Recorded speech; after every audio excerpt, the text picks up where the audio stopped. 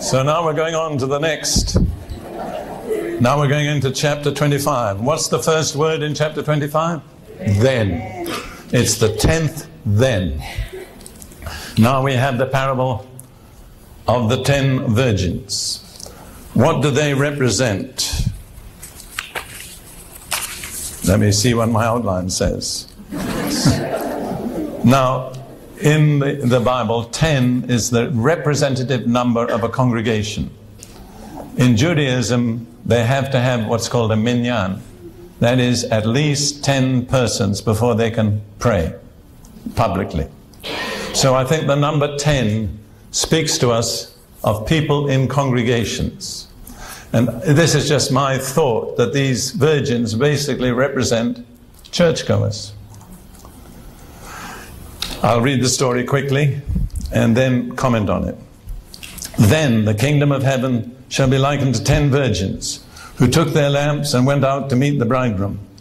Now 5 of them were wise and 5 were foolish. And you notice there's nothing in between wise or foolish. Those who were foolish took their lamps and took no oil with them. But the wise took oil in their vessels with their lamps. But while the bridegroom was delayed, they all slumbered and slept. And at midnight a cry was heard, behold, the bridegroom, go out to meet him. Then all those virgins arose and trimmed their lamps. And the foolish said to the wise, give us some of your oil, for our lamps are going out. But the wise answered, saying, no, lest there should not be enough for us and you, but go rather to those who sell and buy for yourselves. And while they went to buy, the bridegroom came, and those who were ready went in with him to the wedding, and the door was shut. Afterward the other virgins came also, saying, Lord, Lord, open to us. But he answered and said, assuredly I say to you, I do not know you. Watch therefore, for you know neither the day nor the hour in which the Son of Man is coming. Don't be so deep asleep that you can't wake up.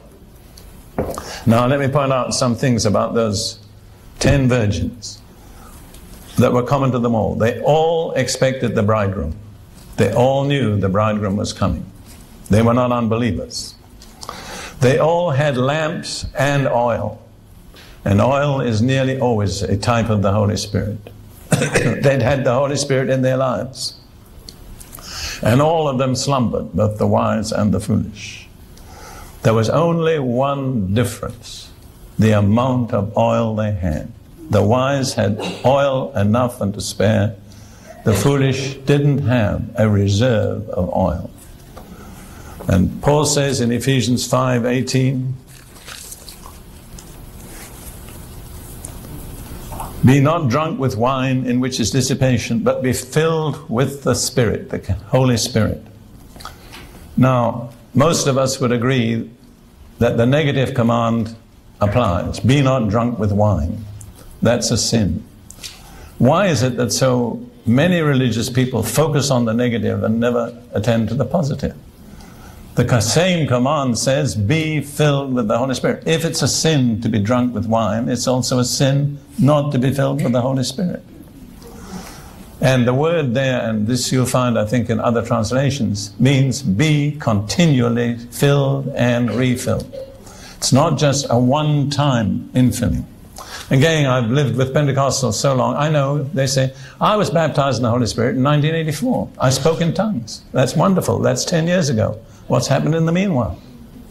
Some people who make it a once-for-all experience are the least sensitive of all to the leading of the Holy Spirit, because they've got it all wrapped up in one packet that they got when they spoke in tongues.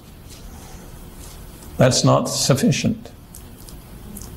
Paul said to the Corinthians, I speak in tongues more than all of you. And obviously they did a lot of speaking in tongues. So Paul did more than them. We have to be continually filled and refilled with the Holy Spirit. The 10 virgins had had the initial filling, but they didn't have the continual refilling. So they were not ready. Now, an interesting thing is, the wise said to the foolish, go and buy oil. It had to be bought. It wasn't a gift.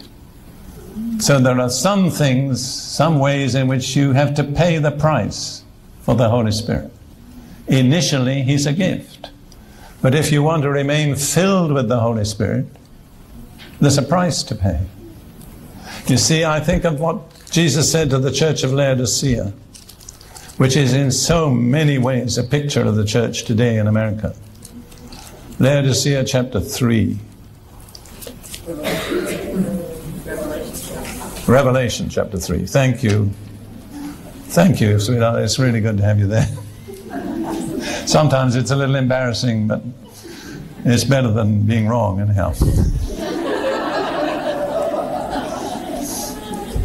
Now, this is what Jesus said to the church of Laodicea in Revelation chapter 3, verses 17 and 18.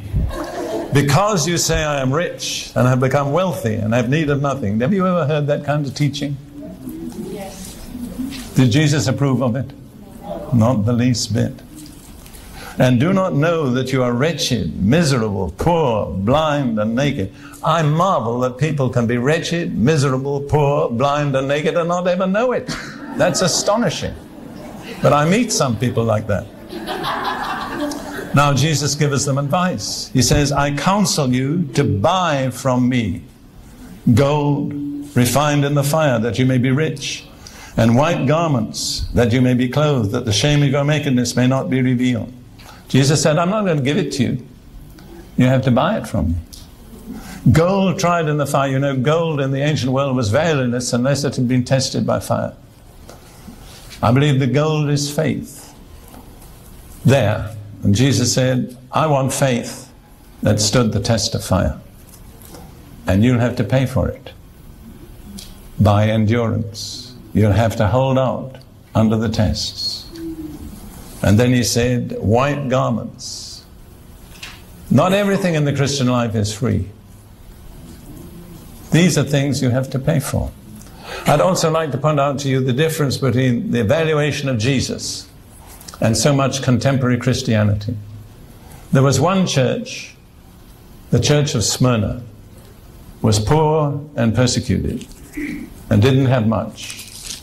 And Jesus said, but you are rich. But he said to the church of Philadelphia, of Laodicea, that had it all, you are poor. What would he say to the American church today? What would he say? Would he say you are rich or you are poor? You must answer that for yourself. But I just want to point out to you, man's evaluation is often the opposite of God's. Jesus said that things which are highly esteemed amongst men are abomination in the sight of God. So they had to buy oil, and they left it too late. When they bought the oil and arrived, the door was shut. And Jesus said, I never knew you. How do you understand that? This is my understanding. They were never amongst God's elect. They'd come in, but God knew they wouldn't pass the test. Now, this may not be the right explanation, but it's the way I see it. So, let me ask you, have you bought your oil? How do you buy oil? By prayer?